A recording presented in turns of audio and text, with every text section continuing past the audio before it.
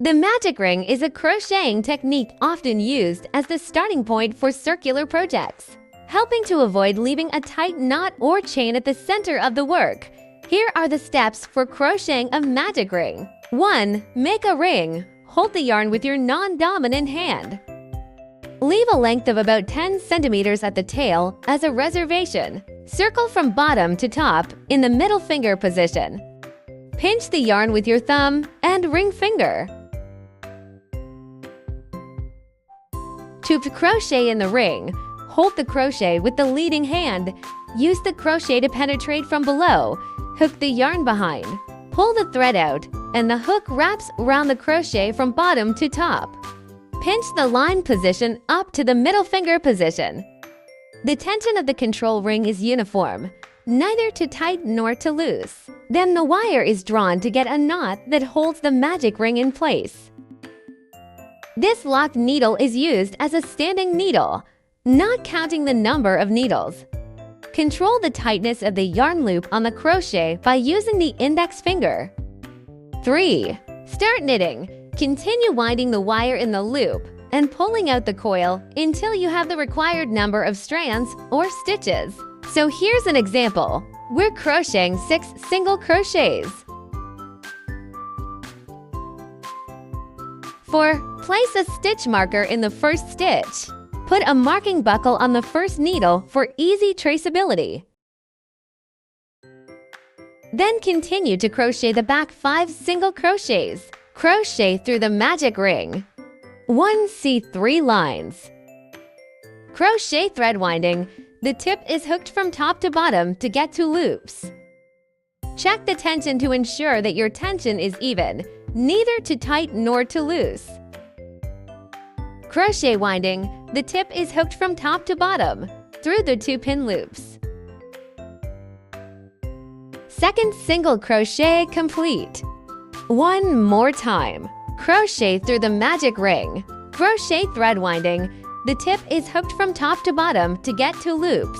Crochet winding. The tip is hooked from top to bottom through the 2 pin loops. Third single crochet complete.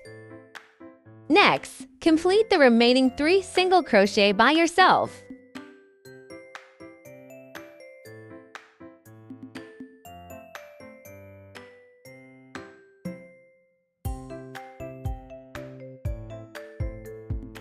Six single crochets are completed.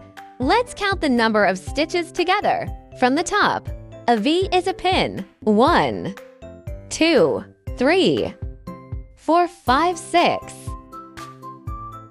5. Tighten the loops of the magic ring. Let the magic rings gather. The thread does not detach from the crochet. Middle finger extraction. The leading hand holds the last needle position. The non-dominant hand squeezes the tail yarn and pulls it down to tighten the magic ring. Now we can see that the center hole of the magic ring is getting smaller. Pull hard until you can't see the center hole. Step 6. Close the magic ring. Remove the marking clasp on the first stitch.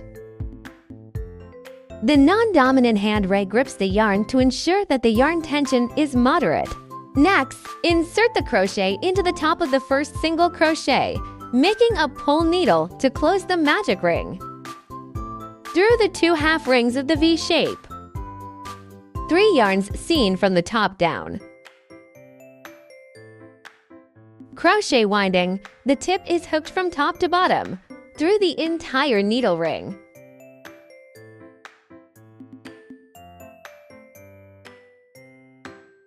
Close the magic ring complete. 7. Tighten a loop to reduce the slip stitch marks. The position of the lead needle needs to be tightened as much as possible. Pull the index finger and the crochet wire ring back and forth 2 to 3 times left and right to reduce the traces of the lead position. Make the fabric more beautiful. Then crochet a lock needle as a standing needle for the next circle, not counting the number of stitches. 8. The position of the first stitch in the following rounds. Next, let's recognize the position of the first stitch. Typically, the first stitch of a new round is where you close the loop. which is the location where you completed the slip stitch at the end of the previous round. The first stitch of the previous lap. Pin for the marker buckle. Then comes the second stitch. Be careful not to hook it wrong. In order to maintain the consistency and symmetry of your work, ensure that you always determine the starting point of each lap in the same manner. 9. Hide the yarn and trim off the excess. Crochet the first single crochet of the second circle. Put the crochet into the first stitch. Tighten the tail yarn again, narrowing the hole in the magic ring. Then place the tail yarn above the crochet.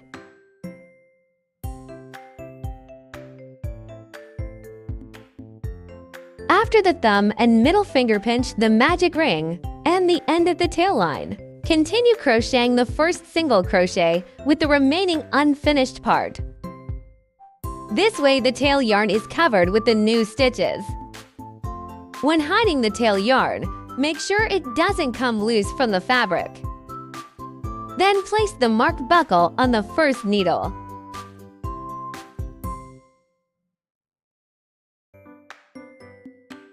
Continue with the previous method and crochet on the second stitch on the loop.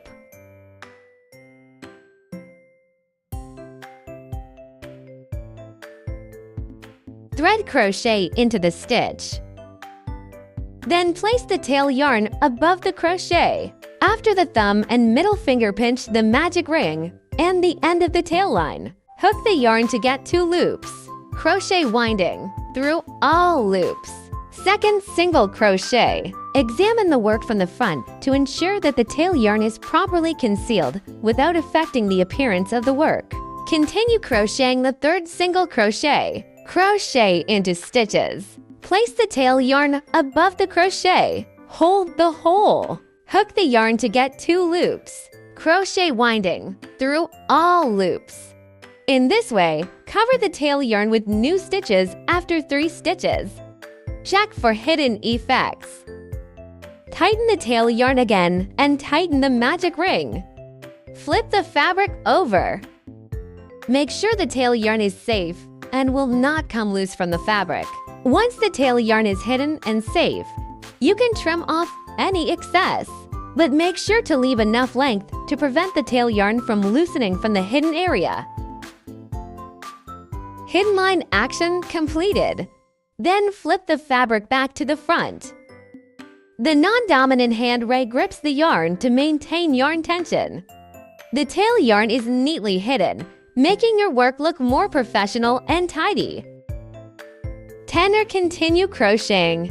Continue to weave on the edge of the magic ring and start your circular project. The magic ring is a very useful technique, especially when crocheting hats, round mats, or any circular project that requires a central point.